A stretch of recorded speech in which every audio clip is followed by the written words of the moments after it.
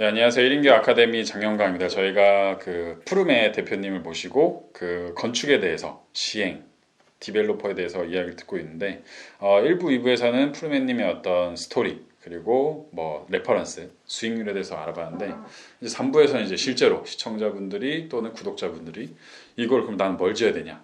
그리고 꼬마 빌딩을 짓고 싶거나 원룸을 짓고 싶거나 아직 개념도 없으신 분들을 위해서 프로세스 좀 하나하나 설명해 주는 건 나중에 하시고 오늘은 개략적으로 설명을 좀 해주시면 좋을 것 같습니다. 그래서 강의 자료도 굉장히 좀 깔끔하게 좀 준비를 다 해주셨어요. 그래서 요거를 가지고 하나하나 설명을 좀 해주실 거고요. 나중에는 이렇게 수익률 분석도 좀 해주실 예정입니다. 그래서 요거는 자료로 제가 또 다 올려드리도록 하겠습니다. 그러면은 소규모 건축의 종류라고 이렇게 카테고리 정해주셨는데 네. 이게 어떤 건지 설명해 주시면 좋을 것 같습니다. 저희가 이제 네. 일반인들, 네. 그러니까 개인으로 접근하기에는 어쨌든 큰 프로젝트는 할 수는 없는 거잖아요. 그렇죠. 예를 들어서 뭐 50억, 100억 뭐 이런 프로젝트는 가슴 부담되죠. 떨려서 네, 못하잖아요. 맞습니다. 그러다 보니까 토지에 따라서 뭐 네. 최대 할 수 있는 게 개인들이 보통 최대 하는 게 뭐 4, 50평 네. 아니면은 8, 90평. 네. 8, 90평도 보통 혼자 하진 않아요. 왜냐면은 서울에서 80평만 잡아도 평당 2천만 잡아도 16억이잖아요. 16억이네요. 거기다 건축비까지 하면은 뭐 25억 뭐 이런 식으로 되는 총액이 25억짜리 프로젝트인데 그거를 뭐 혼자 많이 안 하기에는 되죠. 조금 예. 힘들긴 하죠. 저희가 소규모 건축의 종류로 해가지고 몇 개 이렇게 정리를 해봤어요. 네. 네, 이제 보통 우리가 네.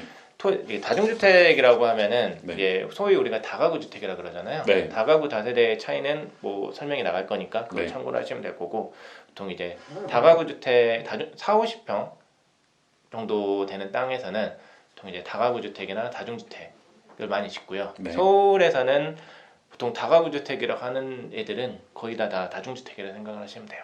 다중주택 이꼴로 다가구. 네, 그러니까 왜냐면은 다가구 주택은 서울에서 지을 수가 없어요.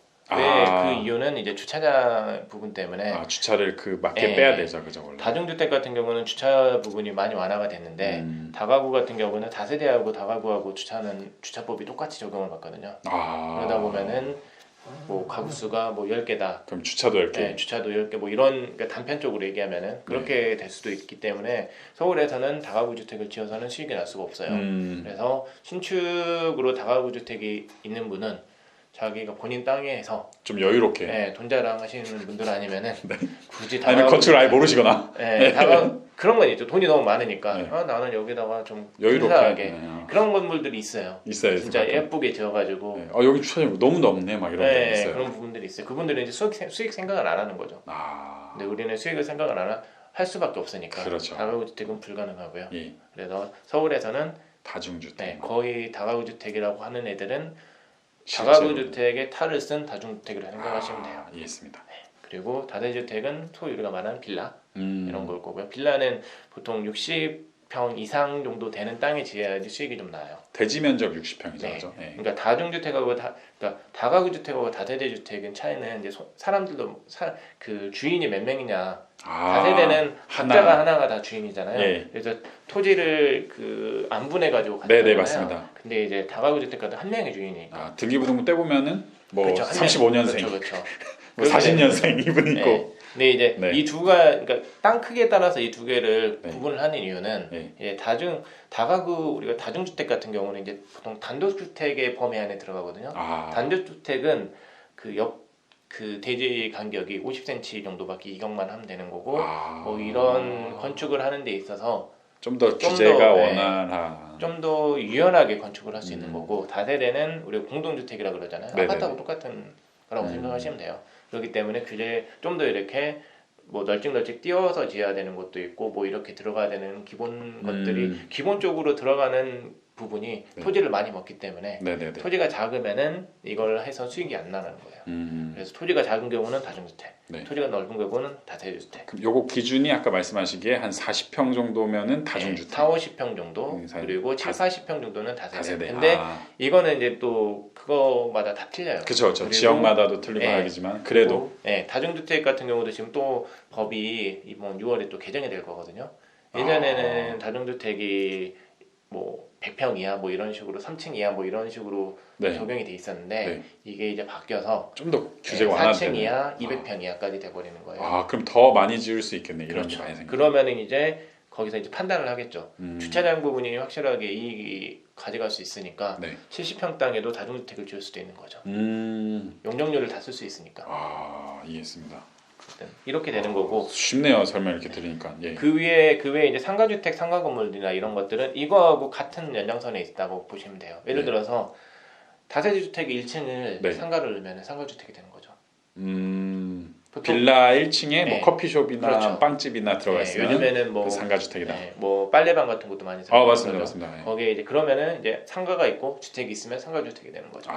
근데 이게 다세대 주택도 상가주택이 될 수 있는 거고 네네. 다가구 주택, 다중주택도 상가주택이 될 수 있는 거예요. 그 상가주택 약간 더 큰 범위네요. 그렇죠. 상가만 들어가면은 상가주택이다. 그렇죠. 그렇게 예. 보시면 돼요. 그리고 상가 건물이라는 거는 그냥 통으로 다 상가인 거예요. 올근생. 네, 올근. 예. 그러면 근생이라 그러면 잘 모르시니까 네. 그냥 통으로 된 상가 건물. 그러니까 대로변에 있는 프라자 상가 같은 네, 느낌. 대로변에 있고 그 접근성이 좋은 네. 그 같은 경우는 굳이 주택으로 안 하고 네. 상가로 하는 게 더 효율적이니까. 뭐 1종, 2종 이런 건 나중에 설명해 주시겠지만 네. 그런 종수도 또 포함이 되겠죠. 그렇죠. 영향을 미치고. 네.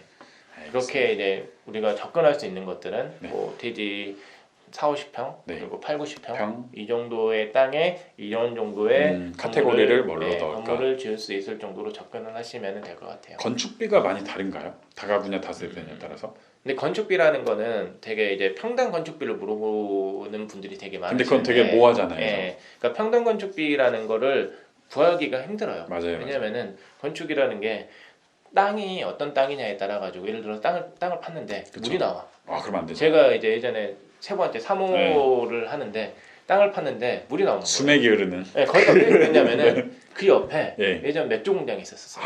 그리고 원래 거기가 맥주로 되게 유명한 동네였대. 그리고 거기가 약수터였대. 물이 나오는 거예요. 근데 그게 등기부는 안 나오잖아요. 그렇죠. 그리고 그 전에는 지하가 없었으니까 다중주택은 반지하를 파는데 반지하를 파다 보니까 지하를 파다 보니까 물이 나오고 네. 지하를 파다 보니까 뭐 그 가스배관 있잖아요. 예. 가스배관이 나오고 막 이러는 거예요. 가스배관이 그때 건축을 하다가 네. 가스배관 건드려가지고 아니 터지면 날 큰일 나서 건드려가지고 가스가 누출이 된 거예요. 그래가지고 그 주변 가스 다 잠그고 회의 5번 할 만하네요. 네, 그래가지고 엄청나게 그러니까 원래 그 보통 우리가 이제 건축을 하다 보면은 네. 건축 그 땅에 뭐가 있는 지작물이 뭐가 있는지 다 구청에서 가지고 있거든요. 그렇죠. 근데 너무 오래되다 보니까 그리고 그 기존 건축물이 지상에 있다 보니까 가스공사나 이런 데서 그냥 그쪽을 통해 가지고 그냥 깔아버린 거예요. 땅을 안 파겠지라고 생각하고. 재밌네요. 예. 그러다 보니까 땅을 팠는데 뭐 물이 나오고 땅을 팠는데 가스배관이 나오고 막 금은 안 나오고 그죠? 네. 그러다 보니까 이제 그런 것들 하나 있을 때마다 다 건축비에 추가가 되는 거잖아요. 시간도 딜레이 되고. 네, 물이 나오면 물 빼야 될 거고 가스가 만약에 건드렸으면 그 가스 배관도 돌려야 되는 거고 이런 그것도 다 내 비용인가요? 그거는 이제 상황에 따라 틀려요. 예를 들어서 그게 지작물이 원래 거기에 있는 지작물이면 상관이 없는데 근데 저 같은 경우는 원래 거기 있으면 안 되는 애인데 네. 그 가스공사에서 잘못한 거예요. 그러다 그분이 보니까, 네, 그래서 이제 저희가 이제 근데 우리가 가스배관을 잘못 건드려서 가스가 새는 건 우리 책임이긴 하잖아요. 네. 근데 이제 그거를 그러면 네 여기 그쵸. 우리 쪽에 묻었으니까 네. 아직까지 있는 거 다 돈 내놔라. 그렇죠. 이런 식으로 저는 갔죠. 그러다 보니까 그러면은 뿜빠이 그냥 서로 없는 걸로 하자. 그래가지고 배관 돌리고 그렇게 공사를 진행을 했어요. 잘 그래도 해결이 됐네요. 네.